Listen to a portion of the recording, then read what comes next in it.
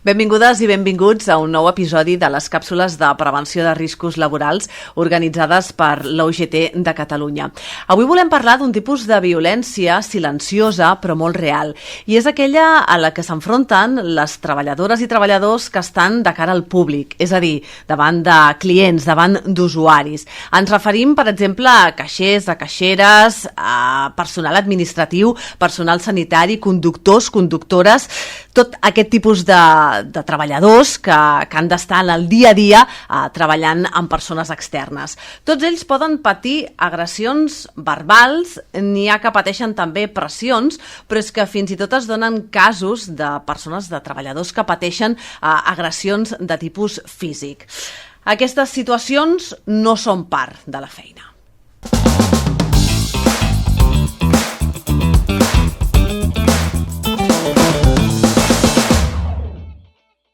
I per parlar d'aquesta qüestió, per resoldre dubtes, avui hem convidat a la Lola Espigares, que és tècnica de prevenció de l'Hospital Municipal de Badalona. Què tal, com estàs? Hola, què tal? Muy Benvinguda. Com definim la violència laboral quan prové de persones externes a l'empresa, no? Ho dèiem, del públic en general. Bueno, a ver, como bien has dicho, la violencia ocupacional se tiene que entender como cualquier acción, comportamiento, cualquier incidente que ponga en riesgo la salud física o mental de la persona trabajadora, que sea una acción, un comportamiento no aceptable, fuera de lo razonable en el entorno laboral y que se dé, como has comentado, por usuarios, pacientes, clientes o hasta la población en general. Y bueno, puede ser, es importante tener en cuenta que puede ser un hecho puntual, sufrir una agresión, ¿no? O repetida, ¿no? Que ya podríamos enmarcarnos en acoso, ¿no? Y eso sería una definició general que abarca todo lo que se pueda considerar violència externa. I quins perfils o quins sectors estan més exposats a aquest tipus de violència, no? Jo deia, doncs, conductors, conductores, sí. Personal sanitari. Exacto. A ver, hay que tener en cuenta que cualquier trabajador, trabajadora que realice una actividad con un contacto directo y constante con el público está expuesto al riesgo de violencia ocupacional, ¿vale? Es importante que se tenga en cuenta porque puede ser que sea un nivel menor, pero el riesgo es que existe, ¿no? Sí que es verdad que hay perfiles o sectores que tienen una exposición o un nivel de riesgo mayor por el contexto, ¿no? Podríamos hablar, por ejemplo, de cuando se trata con colectivos que pueden ser conflictivos, ¿no? Cuando tenemos trabajos en solitario, en nocturnidad, trabajo fuera del centro, que hay un nivel de protección menor, o en el domicilio del usuario, claro. ¿No? También trabajos que están lejos del núcleo urbano, ¿no? Que ya enmarcaría el trabajo solitario, o esos trabajos que conllevan el manejo de efectivo o de bienes de valor, que pueden estar sujetos a un riesgo elevado de robo con violencia, ¿no? Entonces, esos son los sectores o los perfiles que hay que tener en cuenta porque ya sabemos que el nivel de riesgo serà major. Vale? I ens pots posar casos concrets, no sé, d'aquest tipus de situacions? Perquè, clar, el ventall entenc que és molt ampli, no? Sí, entenc que és ampli. des d'un crit fins a un Exacte. cop de puny, la manera més suau, potser. Sí, a veure, la violència ocupacional, ¿no? Normalmente se marca en verbal, simbólica, que incluiría todo lo que es, siempre va de la mano de la verbal, es lo que es la gesticular de una manera amenazante, ¿no? De abalanzarse hacia una persona, y la agresión física, ¿no? Entonces intentaríamos enmarcarlo dentro de esos tres. Verbal, humillar, gritar, insultar, coaccionar sería física, ¿no? Todo lo que es la coacción, lo de evitar o no permitir el movimiento de una persona, hasta evidentemente una agresión física directa. Por ejemplo, ¿qué nos podemos encontrar? Mira, en lo que hablabas de conductores, todo servicio en el cual hay un acceso limitado, es decir, bajo una norma, todo eso lo que conlleva es que el riesgo sea mayor. Por ejemplo, el acceder a un espacio con un billete, ¿no? En conductores de transporte público, el riesgo de que haya una agresión física, ¿no? Porque la persona intenta acceder al servicio sin haber hecho la compra de ese billete, pues puede estar sujeto a una agresión física o a un robo, por ejemplo, en un comercio, o a una agresión verbal como un insulto porque no me dan una receta médica en un centro sanitario, o una amenaza hacia la persona o hacia su familia. Un poco te puedes encontrar de todo tipo de agresión en estos sectores. I com afecta aquest tipus de violència a la salut mental i psicològica del treballador o treballadora? Claro, es que siempre, la violencia ocupacional, lo que normalmente se denuncia es la agresión física, ¿no? El daño a la salud física de la persona, ¿no? Cuando nos agreden físicamente una agresión directa es muy fácil de, oye, ahora sí. Pero como bien dices, la afectación a la salud mental es muy importante y además muy diversa. Desde ansiedad, ataques de pánico, ansiedad generalizada, insomnio, crisis postraumática, todo eso va de la mano de una agresión verbal, simbólica o física, ¿no? Y no tiene por qué afectar solo a la salud física. Evidentemente a la salud física también. También tenemos, que no se habla tanto, pero cuando nosotros sufrimos un momento de una tensión muy alta, también esa tensión genera trastornos musculoesqueléticos. Claro. Y es una lesión física asociada a una violencia ocupacional, a una agresión de la tipología que sea. I aquest tipus de violència que exerceixen terceres persones, això es considera, segons la llei, un risc laboral? Totalmente. Sí que es verdad, y eso lo sabemos los prevencionistas, que todo lo que es factores psicosociales cuesta mucho. Ha costado a lo largo desde que la implantación de la ley cuesta mucho de llevar a cabo, de proteger eficazmente, pero sí, hay que pensar que aunque la ley explícitamente no te dice que la violencia ocupacional forma parte, es un riesgo laboral, al final cualquier factor o condición de trabajo que pueda afectar o que pueda generar un riesgo para la salud de un trabajador es un riesgo laboral. I evidentemente la violència lo és. I quines obligacions tenen les empreses davant d'aquest tipus de violència?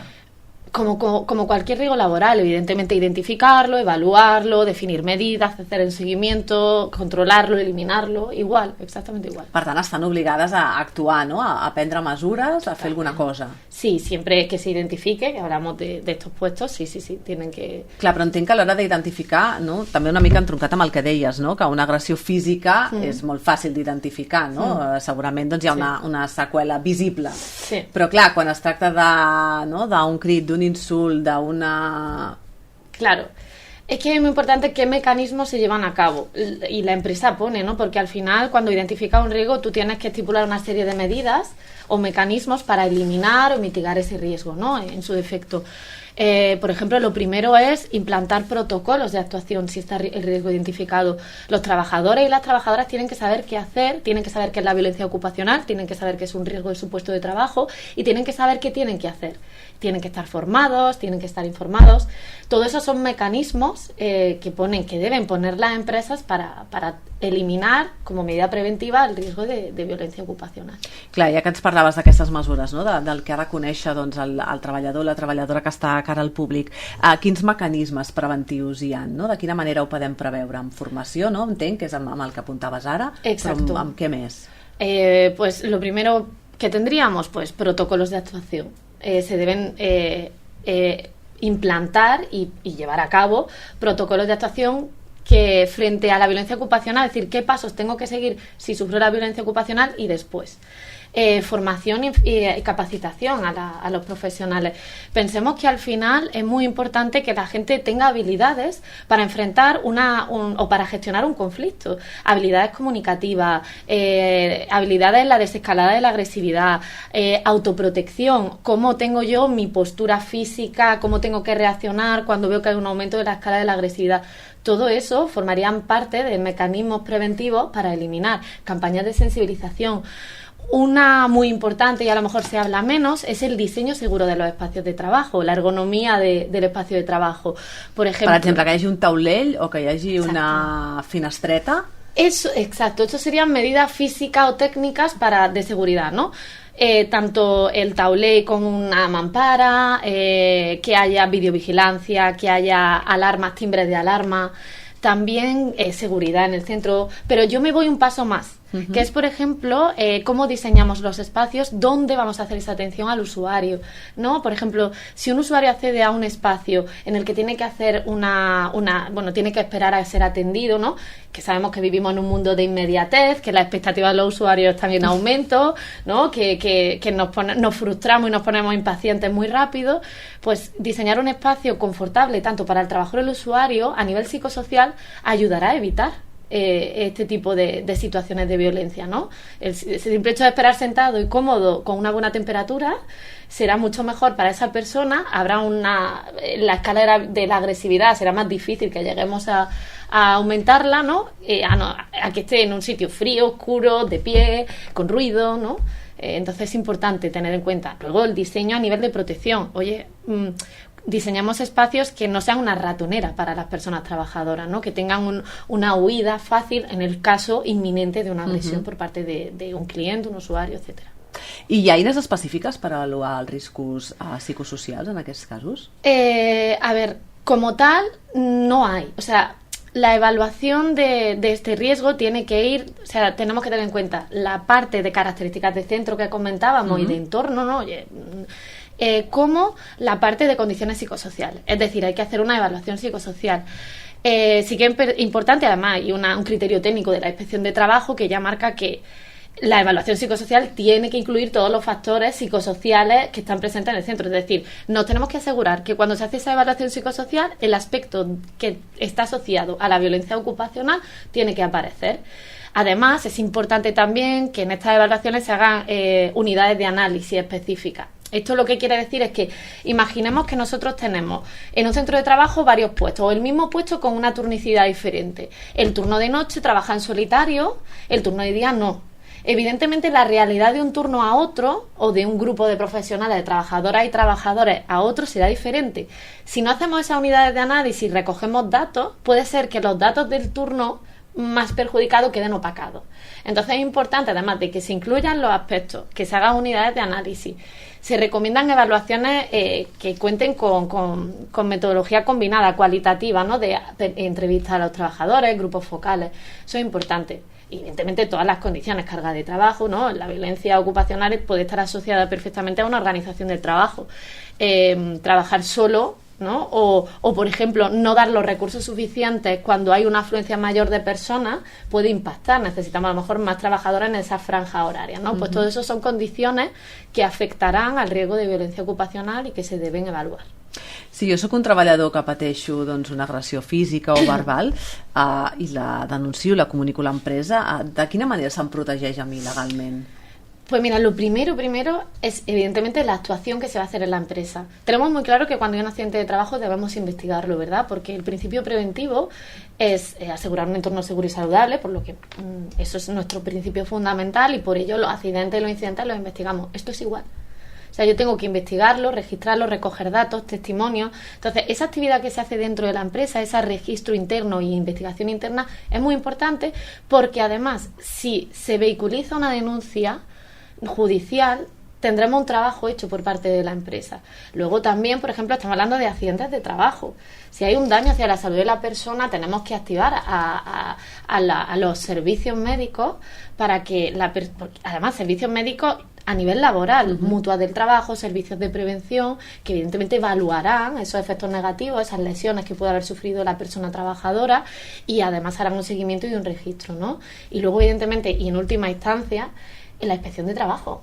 Imaginamos que la persona trabajadora no ha recibido el apoyo, no se han aplicado las medidas preventivas, no se tiene la posibilidad de activar a la inspección de trabajo para que investigue qué actuaciones no ha llevado a cabo la empresa. Clar, entenc que és important que la persona se senti que té al darrere el suport de l'empresa, perquè sovint són un tipus de denúncies que com a persona ja que fan por de fer, ¿no? Sí, es muy importante, o sea, el apoyo que se le da a la persona trabajadora es esencial porque imaginemos una situación que hemos sufrido de violencia, que nos agreden, que nos amenazan. Vivir esa emoción solos, lo primero es que nos costará muchísimo más denunciarlo y es necesario denunciar este tipo de violencia. Tenemos que darle visión. Tú hablabas en la presentación de que está poco visibilizada, sí, ¿no? Pues entonces acompañemos tanto psicológicamente, emocionalmente, jurídicamente, asesorando a las personas trabajadoras. No saben cuáles son sus derechos, pueden no saber si es viable una denuncia. Y evidentemente a nivel social, colectivo, los compañeros de trabajo y compañeras, la dirección de la empresa, la representación de los trabajadores, es muy importante estar acompañado, cuidado y guiado ante una situación así. I en el cas de patir una agressió, per exemple, el primer que he de fer, què és? En el moment autoprotegerse, ¿no? Esto es protegerse lo primero. Si yo estoy de cara haciendo una actividad de atención al usuario y empieza a escalar un conflicto, aumenta el conflicto, lo primero, si yo veo que mi integridad física o emocional se ve agredida, yo me tengo que proteger. Si puedo huir, a pedir ayuda, lo primero. Evidentemente, pasado el conflicto, lo primero notificarlo. Tiene que quedar registrado, ¿no? No puede ser sí que hay un aumento, o sea, hay estudios que ya revelan que hay un aumento de las situaciones de conflicto y fíjate que pocos datos se notifican y aún así se ha percibido ese aumento tanto a nivel europeo, por encuestas. Entonces, muy importante registrarlo para investigarlo, para tener toda la información recogida, que eso evidentemente nos ayudará frente a una denuncia. Y bueno, si hay lesiones o daños a la salud física o mental, porque es muy importante esa vertiente mental, no dejémosla de atrás, ¿no? Pues atención médica y psicológica, acudir a las mutuas de accidentes para que no, porque es un accidente, es una situación laboral. Clar, i suposo que en tot això també hi juga un paper molt important la formació que deies abans, no? Perquè ara tu deies, si estic davant d'una d'aquestes situacions el que he de fer és retirar-me, però és veritat que davant d'una situació conflictiva el primer que et surt és tornar-t'hi, no? Vull dir que tu has de fer una gestió o dins d'aquestes formacions que es reben. Exacto. No hi ha d'haver aquesta gestió d'aprendre a posar la distància. Claro, es que el conflicto además se tiene que trabajar en su fase más inicial. Sí que es verdad que en la interacción entre personas podemos llegar a un desacuerdo. Yo no estoy conforme con el servicio que me has dado, no estoy conforme con cómo me estás comunicando conmigo. Entonces es importante, lo primero, formar a la gente en esto, en cómo comunicarnos con las personas, cómo gestionar un conflicto desde su fase más inicial hasta cómo autoprotegernos. Entonces, claro, si tú no formas y no explicas a la gente cómo tiene que proceder, no podremos actuar correctamente ante la violència ocupacional. Clar, hem parlat del que hem de fer quan som nosaltres la víctima d'aquest tipus de violència, però què passa si jo soc testimoni, si veig que li passa a un altre company? Súper importante colaborar. Hablábamos del apoyo, ¿verdad? Ese apoyo psicológico, pero también la figura del testimonio es muy importante. Lo primero, porque normalmente cuando yo estoy atendiendo a un usuario o a un cliente y el usuario o el cliente tornan agresividad hacia mí, tenemos que romper ese vínculo, ese foco que tiene hacia mí, porque yo soy la que le estoy rechazando el servicio, Entonces, una persona que ayude a esa gestión, lo primero que evitará el agotamiento del profesional. Es muy agotador vivir una situación de conflicto y mantenerla y gestionarla. Vamos perdiendo energía para gestionar el conflicto. Entonces, esa figura de testimonio nos ayudará en la gestión, será apoyo. Y además, a nivel legal, está penado el falso testimonio. Por lo que un testigo, podrá reforzar una denuncia, porque legalmente, como está penado hacer un falso testimonio, su testimonio será de mucha ayuda frente a una denuncia judicial. I si l'empresa no fa res davant d'una situació d'aquestes característiques, què li pot passar? Hombre, pues como con cualquier riesgo laboral, es una infracción de la Ley de Prevención de Riesgos Laborales, desde multa económica, desde responsabilidad civil. Estamos hablando de que al final puede haber una indemnización hacia los daños del trabajador si se demuestra que la empresa no ha actuado como debiese en protección al trabajador, recargos de prestaciones económicas a la seguridad social, porque si es un accidente o enfermedad profesional y se demuestra que no se han implantado medidas preventivas, hasta penal, en situaciones muy graves. En situaciones en las que hay una negligencia que ha generado un daño muy grave o muy considerable, o por ejemplo, pues no socorrer, no? En una situació inminente, de riesgo inminente. I per acabar ja, i així breument, com a recomanació, quina seria la teva recomanació per protegir-nos millor en els llocs de treball i com construir aquest ambient més saludable, diguéssim? Sobre todo, yo creo que no hay que perder de vista tener una visión integral del conflicto, del riesgo, de cómo trabajarlo desde la fase proactiva, ¿vale? No reactiva, estaríamos hablando de implantar protocolos, de dar ese apoyo, ese soporte psicológico, jurídico, ese asesoramiento a las personas trabajadoras, pero aquí no iríamos antes de que pase, lo vamos a prevenir. Diseños de puestos de trabajo, formación a los profesionales, información, eso sería muy importante, porque así eliminamos el riesgo antes de que suceda, ¿no? Lo prevenimos. Y sobre todo tiene que ir alineado con los valores de la empresa. Si la empresa no cree, no es conocedor, no está concienciado de la existencia de este riesgo, difícilmente el trabajador y la trabajadora estarán protegidos. Entonces es muy importante. Doncs Lola, moltes gràcies per tot aquest coneixement que has compartit avui amb nosaltres. Gràcies. I gràcies també a vosaltres per escoltar-nos. Recordeu que la violència, vingui d'on vingui, no forma part de la nostra feina. És denunciable i ha de ser previnguda des d'un inici, com ens explicava ara la Lola. Cap feina hauria de posar en risc ni la nostra salut física ni la nostra salut mental. Gràcies per ser-hi. Ens retrobem en la propera càpsula.